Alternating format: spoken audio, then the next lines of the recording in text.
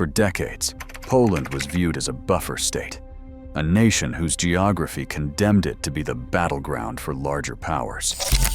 That era is definitively over.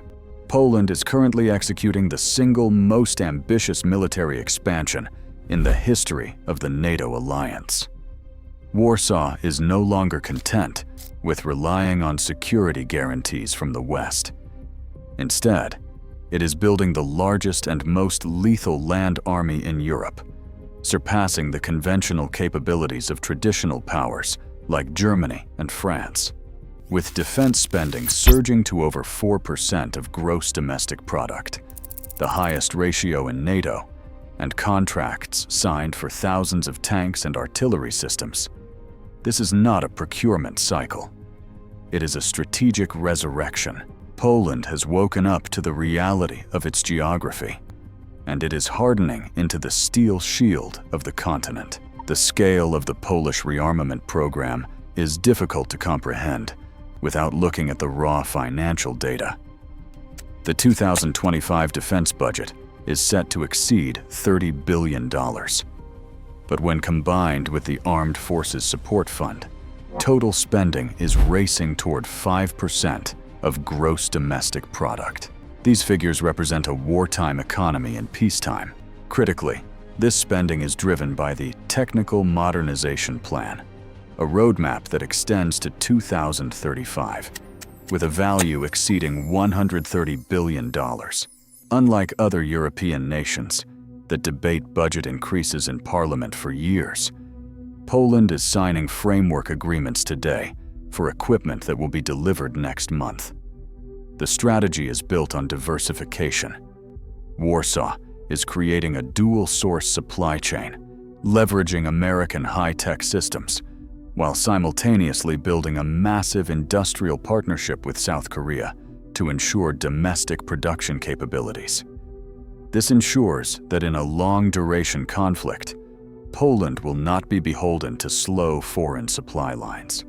In terms of the army, the focus is on heavy armor and overwhelming firepower. The Polish land forces are undergoing a complete recapitalization of their armored cores. The headline acquisition is the K2 Black Panther main battle tank. Poland has signed a framework agreement for 1,000 of these South Korean units. The first 180 K2s are being delivered directly from Korean stockpiles to fill immediate gaps, while the remaining 820 will be the K2PL variant, produced domestically in Poland under license. These tanks feature advanced hydropneumatic suspension, optimized for the rough terrain of Eastern Europe, and an auto-loading system that reduces crew size. But Poland isn't stopping there.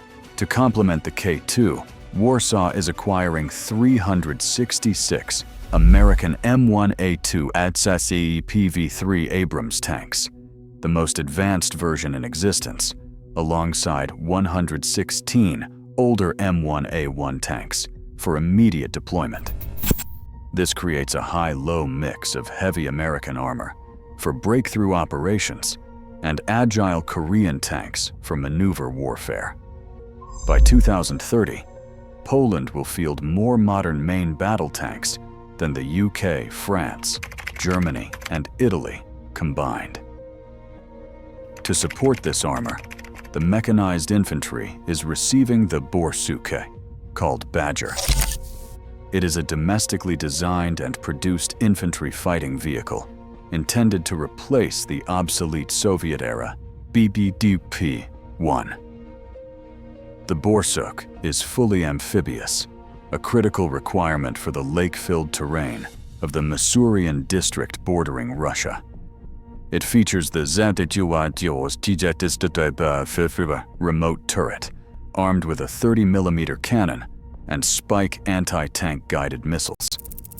The plan calls for 1,400 of these vehicles, representing a massive revitalization of Polish industrial capability. This is joined by the acquisition of hundreds of heavy infantry fighting vehicles based on the K9 chassis, ensuring that Polish infantry can keep pace with the tank formations during rapid offensives. artillery is the decisive arm of modern combat.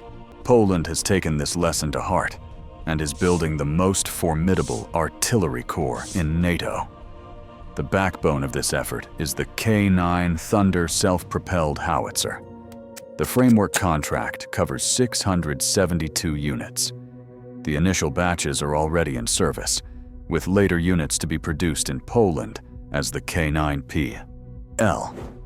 This is supplemented by the domestic Crab howitzer, a battle-tested system that combines a South Korean chassis with a British turret and Polish fire control systems.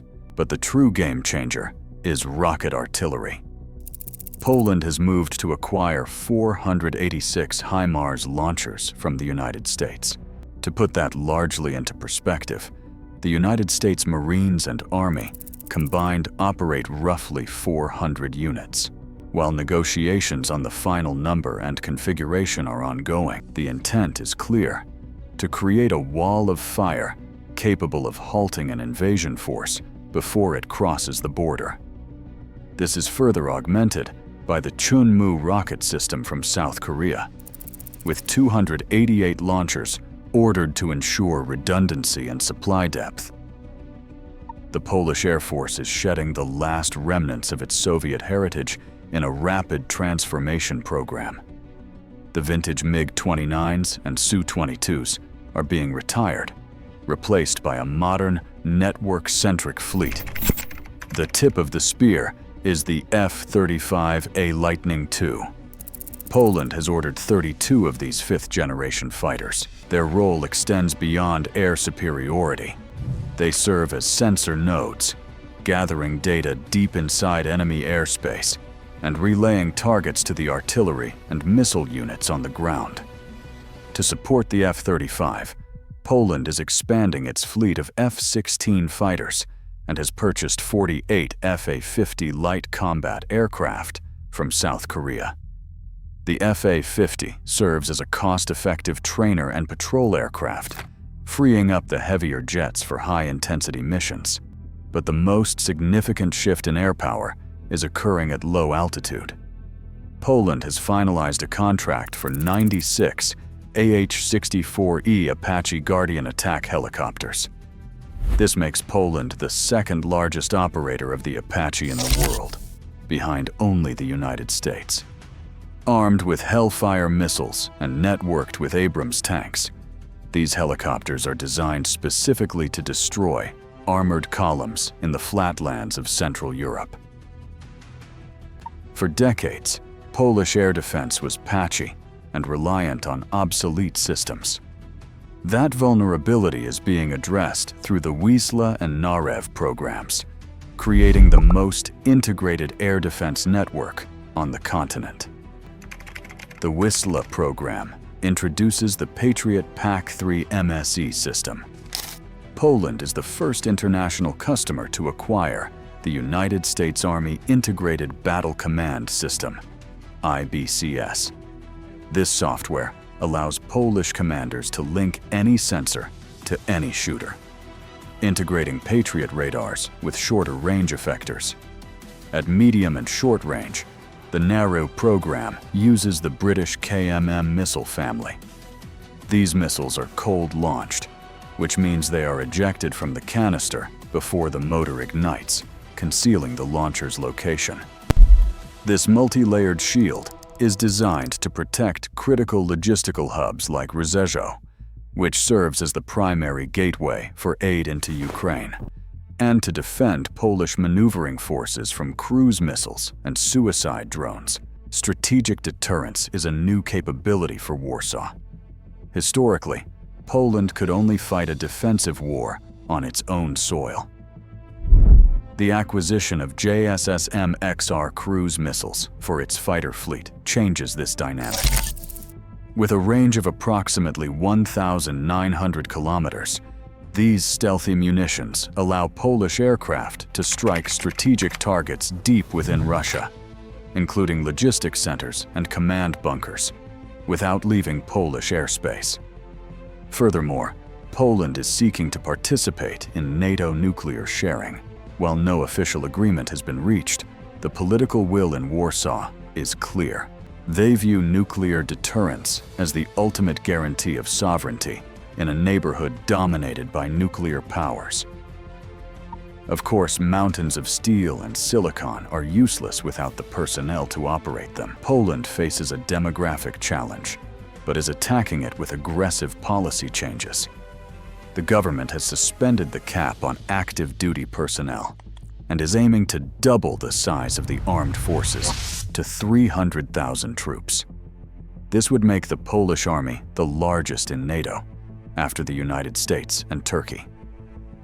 To achieve this, Poland introduced the Voluntary Basic Military Service, a one-year paid training program that acts as a pipeline to the professional force. Recruitment is currently surging, driven by a palpable sense of threat from the eastern border.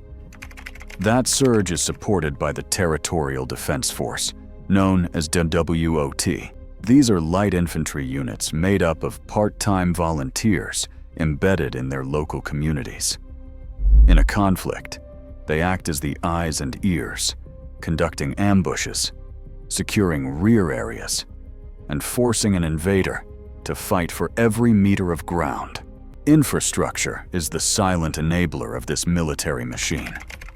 Poland is investing billions in the central communication port, a massive transport hub between Warsaw and Lodz. While ostensibly a civilian project, it has profound military implications. It is designed to facilitate the rapid movement of heavy NATO reinforcements from air and rail hubs directly to the Eastern Front. Roads and bridges leading to the Suwalki Gap, the narrow corridor connecting Poland to the Baltic states, are being reinforced to handle the weight of 70-ton Abrams tanks. Warsaw understands that in an Article 5 scenario, speed of assembly is the difference between victory and occupation. Poland is not rearming in a vacuum. It is fundamentally reshaping the geopolitical center of gravity in Europe. For years, the axis of power lay between Berlin and Paris. Today, the military center of gravity is shifting eastward to Warsaw. The Polish military buildup provides a security umbrella not just for itself, but for the Baltic states of Lithuania, Latvia, and Estonia.